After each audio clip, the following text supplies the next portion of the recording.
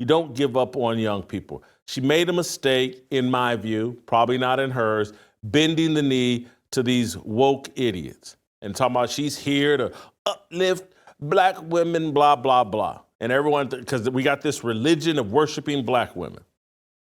She stepped out of line. She's not doing what we're seeing from a lot of male athletes that are like, nah, I'm here to uplift Jesus Christ. Black women, y'all uplift Jesus Christ too, and that'll lift y'all up. Instead, Caitlin Clark's emergence has fundamentally transformed basketball culture in Indianapolis and broader American sports landscape. Her individual impact extends beyond traditional athletic metrics to encompass cultural and commercial dimensions previously unseen in women's professional basketball. Somewhat bought into the bogus deal that it's her job, that she's some sort of God and she needs to uplift black women instead of letting Jesus Christ. Let them black women fall in line with Jesus Christ and watch what Jesus Christ will do for black women. Caitlin Clark can't do it. Sabrina Ionescu can't do it. Breanna Stewart, these white women can't do it, nothing, and white men can't do nothing for black women either. The convergence of Clark's WNBA presence with Tyrese Halliburton's NBA development creates unprecedented dual-sport marketing opportunities within a single metropolitan area. Indianapolis now hosts two generational talents simultaneously, representing remarkable circumstances for franchise development and fan engagement strategies. Corporate partnerships and advertising campaigns increasingly recognize the commercial potential of featuring both athletes in coordinated marketing efforts. Their combined appeal transcends traditional demographic boundaries while appealing to diverse consumer segments across multiple sports markets. Clark's influence on local basketball culture demonstrates measurable effects on youth participation, merchandise sales, and community engagement levels. Her presence has revitalized interest in basketball fundamentals while inspiring increased participation among young athletes throughout the region. Caitlin Clark's a child. And the next thing you know, Tyrese Halliburton starts becoming a superstar. Not quite on Caitlin Clark's level, but now he's a superstar as well. They're both in Indianapolis. They're both in Indiana, the Hoosier state, the basketball state, where basketball reigns.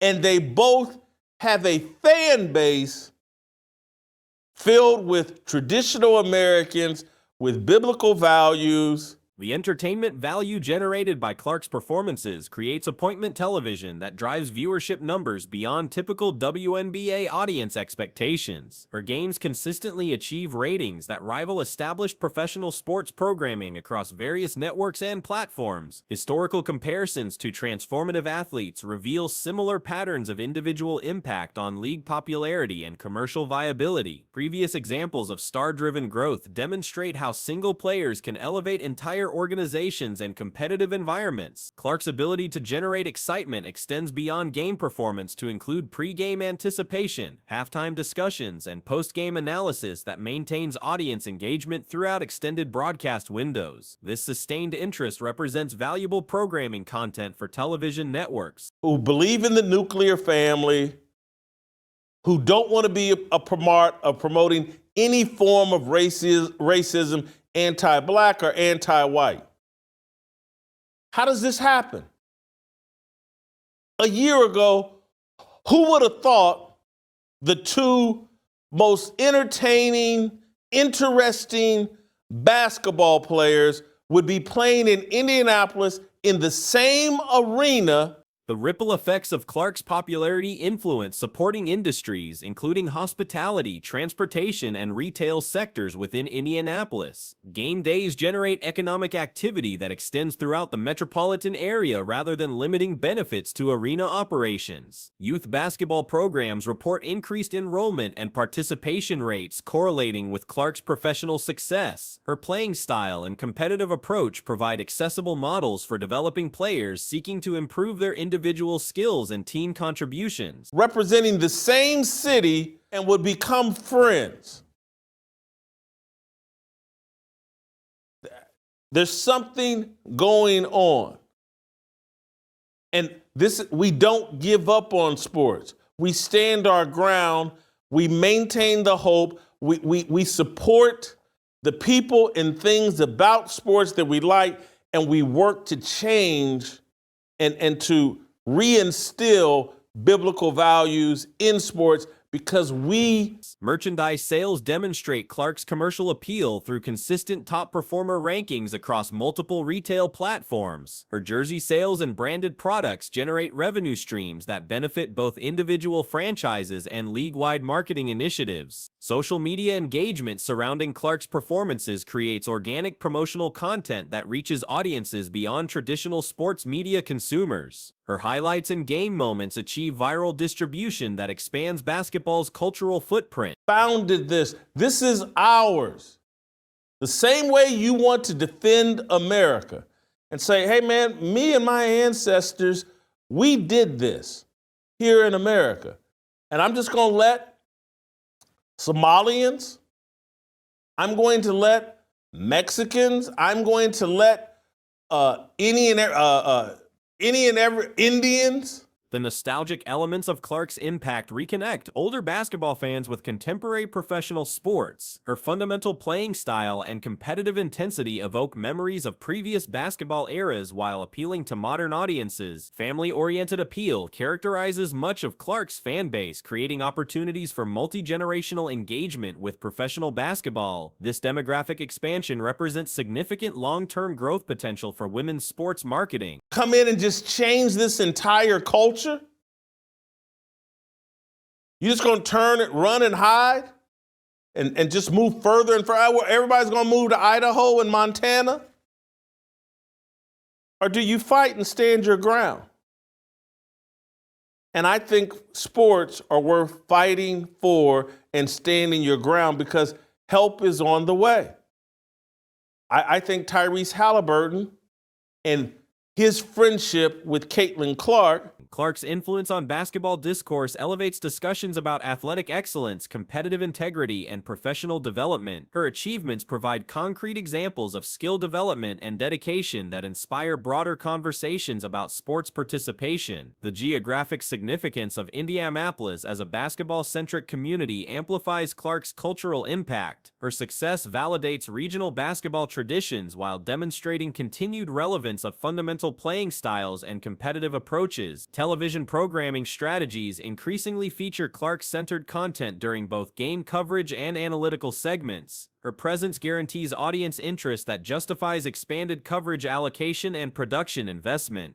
This is my hope, this is my prayer, is that she will never again bend her knee. She'll have this relationship and friendship with Tyrese Halliburton. She'll never spend another moment worried about, oh, I got to make sure I say things that please Angel Reese and Asia Wilson. And she'll return to that Christian. International interest in Clark's performances extends WNBA reach into global markets previously unexplored by women's professional basketball. Her appeal transcends national boundaries while representing American basketball excellence abroad. Educational institutions report increased interest in basketball programs and athletic scholarships among young women inspired by Clark's professional success. Her academic background and athletic achievement provide aspirational models for student athletes. Catholic education, discipleship that her parents raised her up in, and she'll stand 10 toes down and quit trying to pander to a bunch of women, lesbians, black, whatever, that want to anoint themselves as worthy of worship. So I had a couple of different thoughts here as it related to what we saw last night from Tyrese Halliburton. I thought of Michael Jackson, and I thought of Thriller, and then I thought of the movie A Star is Born. The synchronization of Clark's WNBA career with Halliburton's NBA development creates unique cross-promotional opportunities that benefit both leagues and franchises. Their parallel success stories demonstrate Indianapolis as a legitimate professional sports destination. Clark's impact on basketball fundamentals emphasizes skill development over athleticism, providing accessible pathways for participation among diverse physical capabilities. Her approach validates technical excellence while inspiring improved practice habits among developing players. And I thought about the remake. I did watch the original one with Barbara Streisand, I believe, and whoever was, but that was so long ago.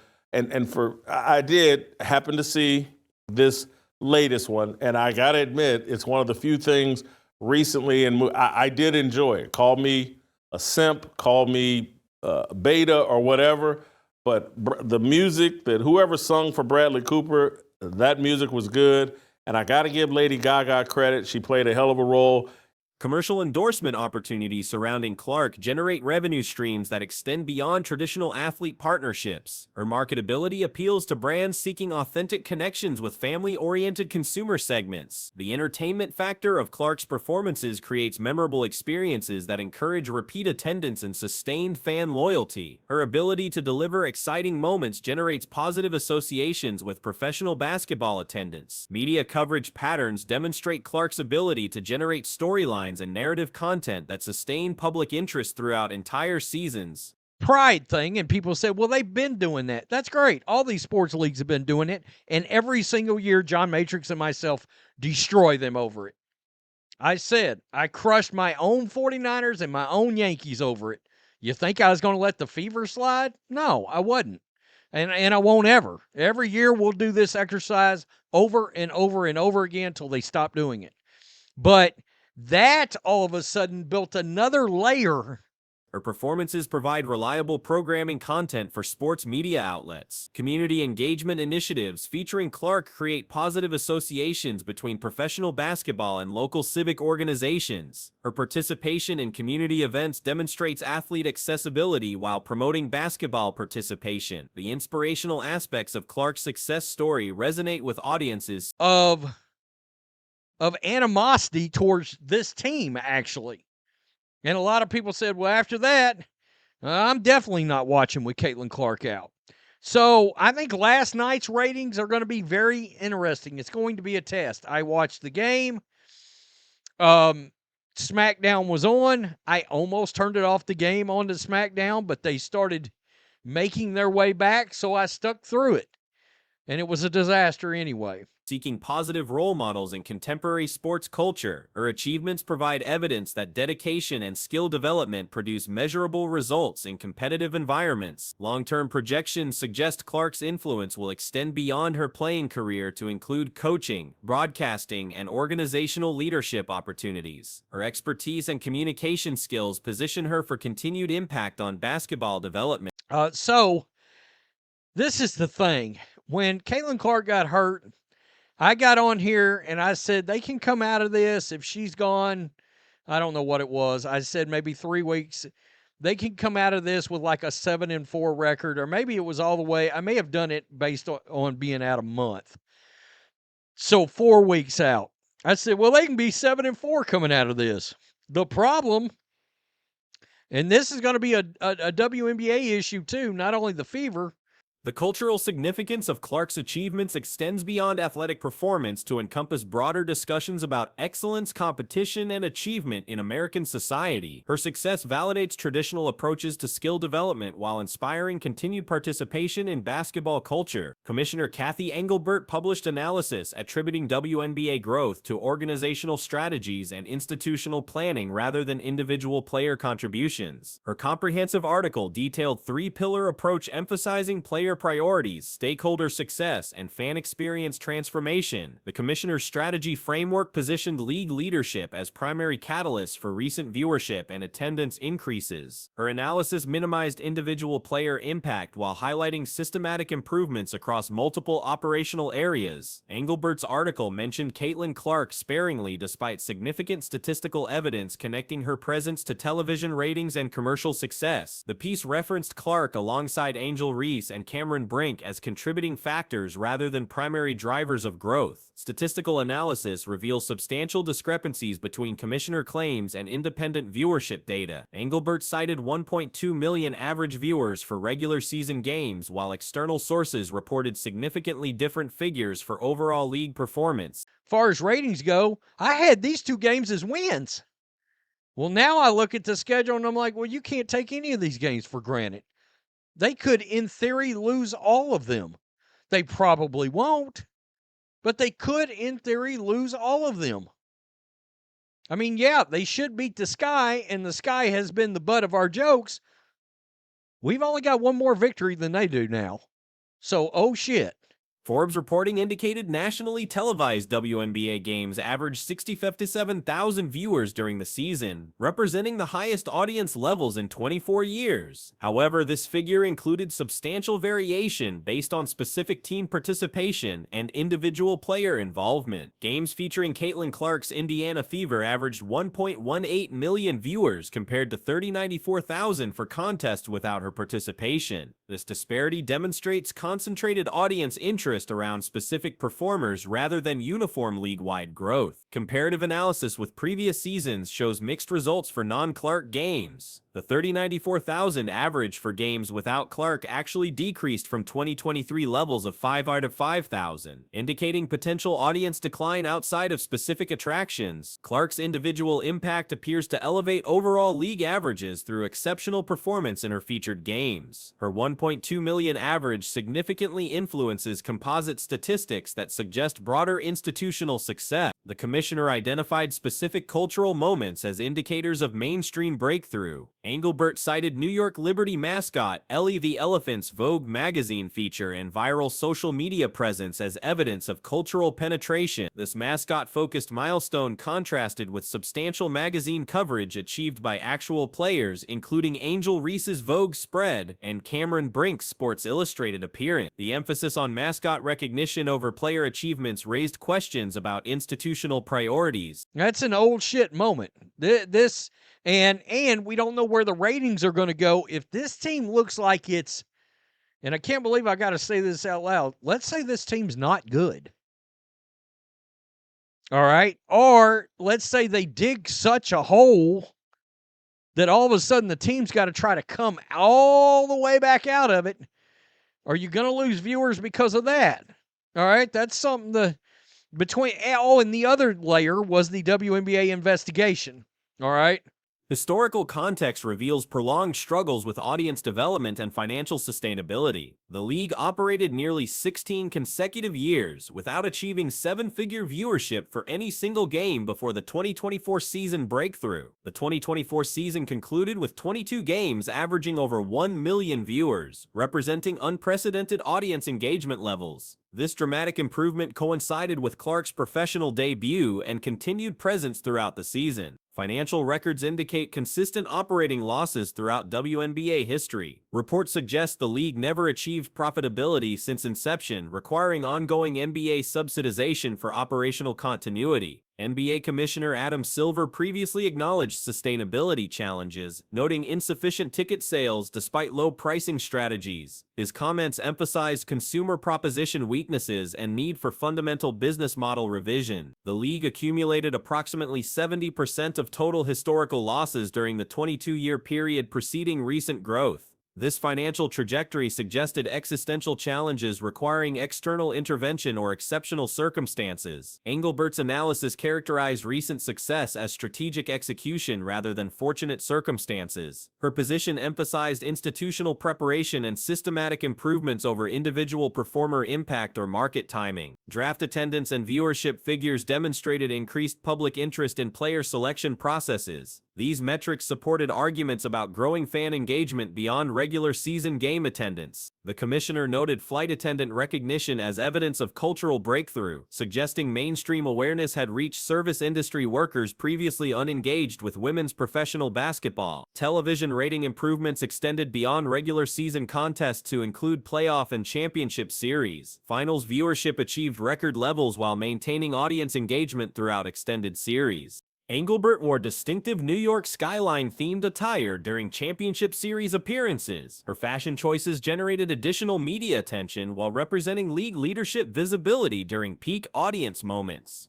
The three-pillar strategy implementation timeline suggested years of preparation preceded visible success metrics. This positioning emphasized institutional planning over individual performer contributions or external market factors. Player development initiatives received credit for improved competitive quality and audience appeal. These programs allegedly contributed to enhanced game quality that supported increased television and arena attendance. Marketing partnerships and promotional strategies reportedly increased visibility equity across demographic segments previously unengaged with women's professional basketball. These efforts expanded audience reach beyond traditional sports viewing patterns. Social media engagement levels demonstrated significant growth across multiple platforms and content categories. Viral moments and highlight distribution achieved unprecedented reach for women's professional basketball content. International broadcasting expansion increased global audience access to WNBA games and programming. These distribution improvements created revenue opportunities while expanding cultural influence beyond domestic markets. Charter flight implementation represented significant operational improvement affecting player travel and competitive preparation. This infrastructure investment demonstrated commitment to professional standards and player welfare enhancements. Collective bargaining negotiations approached amid unprecedented revenue and attention levels. Player association leadership expressed optimism about leverage and negotiating position based on recent growth metrics.